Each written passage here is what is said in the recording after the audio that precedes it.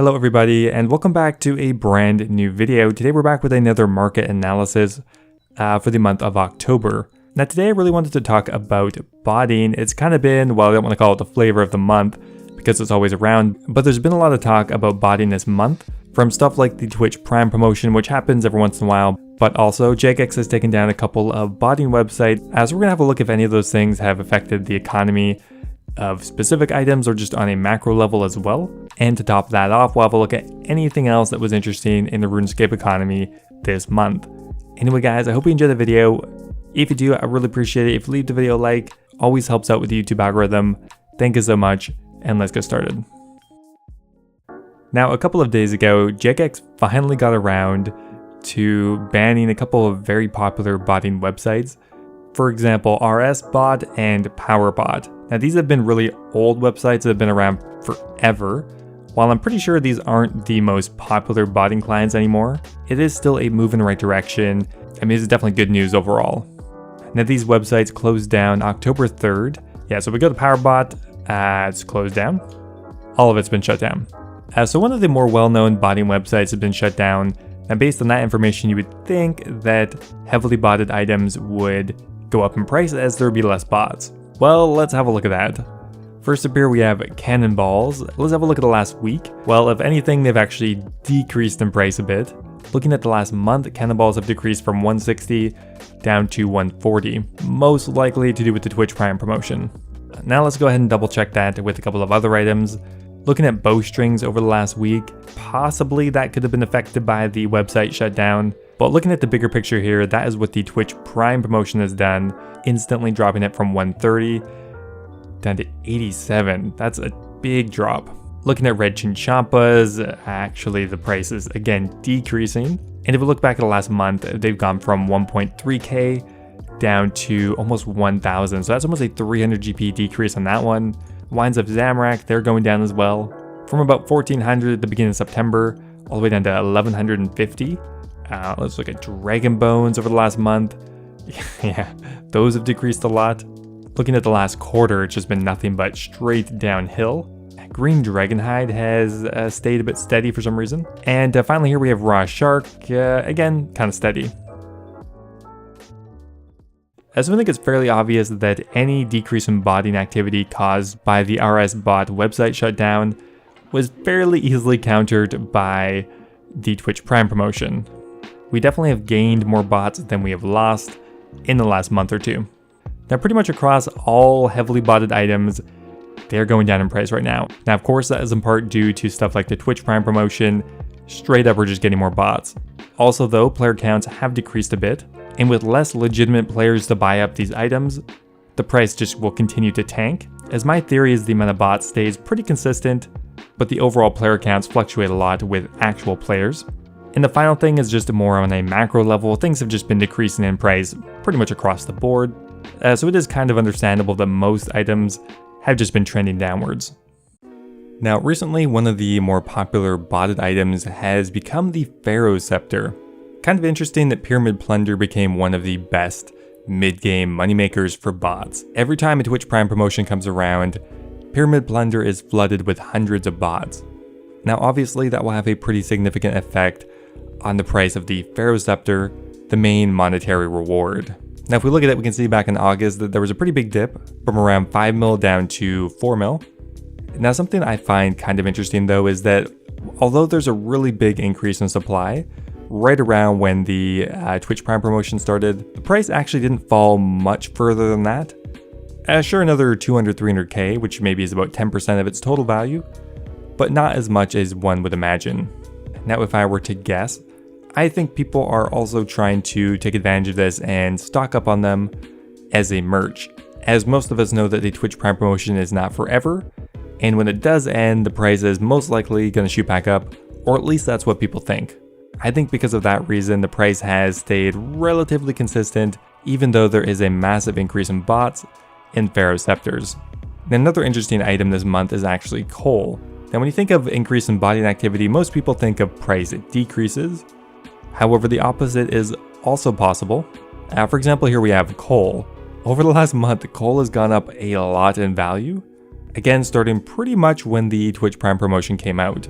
going from around 140 at the beginning of the month all the way up to a peak of 207.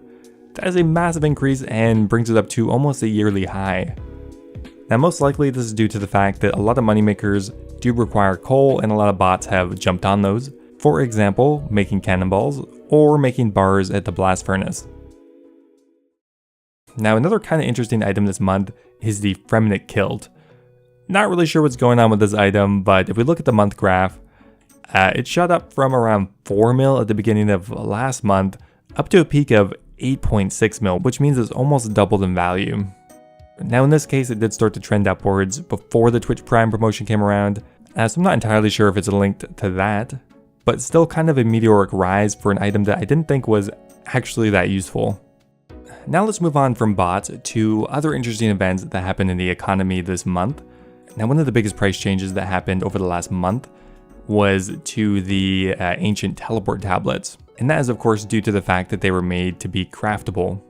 Now this happened last Wednesday, so almost a week ago now, and most of the teleports have dropped from somewhere between 15,000 and 20,000 down to like 1,000. The Nicol teleport going from a peak of 20,000 GP this month down to 2,000, something like that. The Lasar teleport, pretty similar story, down to 1,200 from around 16,000 earlier. Now it's pretty clear why this happened. Previously you'd have to buy the Lasar teleports with bounty hunter points or some other weird iteration of that. There was no easy way to get it, but now that they are craftable, it is so much easier to get these. There's way more supply, and thus the price tanked dramatically. Now one thing I found somewhat surprising and I was a little curious about is, I'm surprised the price didn't drop before this update, as we knew it was coming. We didn't know exactly when, but I think most people could surmise that if this thing becomes craftable, the value is going to drop really quickly. But actually, from July till almost mid-September, they actually doubled in price. Kind of weird that even though Jagex put forward some pretty direct information that they were going to make it easier to get these, yet the price didn't fall until the update dropped. Now there's an item that is kind of in the complete opposite situation. Something like the crossbow is looking like it could become way more scarce, as Jagex has made it extremely clear that they're looking to either nerf the Revenant Cave, change something about it, or even potentially delete it altogether. Now because of that, there's a bit of uncertainty as to what will happen with the crossbow. Will it go to other content that could be harder? Could it go to content where there's even more of them coming into the game? Who knows? But based on the price changes, I think most people's assumption is that the cave is just most likely going to get nerfed in some capacity. Now even if the drop rate of the crossbow doesn't get changed, if the overall loot of the cave or the difficulty gets harder, then less people are going to be farming in general, and because of that, less wilderness weapons will come into the game, even if nothing changes about them. So the crossbow has gone from around 6.5 mil all the way up to around 9 mil. So a pretty big change this month and, well, this week really. A very similar thing with the Vigor's chain mace, going from 2.3 mil actually all the way up to 4.2 mil, almost doubling in price. And well, yeah, nobody really cares about the Thamron Scepter too much, so not much of a change there. And the final somewhat random item I wanted to have a look at is the uncut onyx is once again dropped down below 2 million GP, bringing it down to once again one of the lowest points we've ever seen, and it doesn't look like anything's really going to change about that. But yeah, pretty interesting price trajectory this year, going from around 2 mil all the way back up to 3 mil and once again down to 2 mil again. And finally here, I want to have a look at the trend of PVM items this month, as it's a pretty good indicator to where the market's going. And well, in general, it looks like the market is still going down. Even over the last month, the Dragon Warhammer has gone from 50 mil down to 45 mil. That's another pretty solid decrease just in a month. Keeping in mind though the bigger picture, a year ago today, that is pretty much what the price was anyway.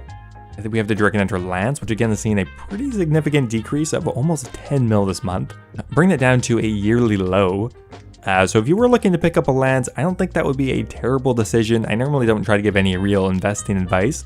The Dragon Hunter Crossbow continues to decrease, going from 95 mil down to 90 mil, looking like it's probably headed for a yearly low as well.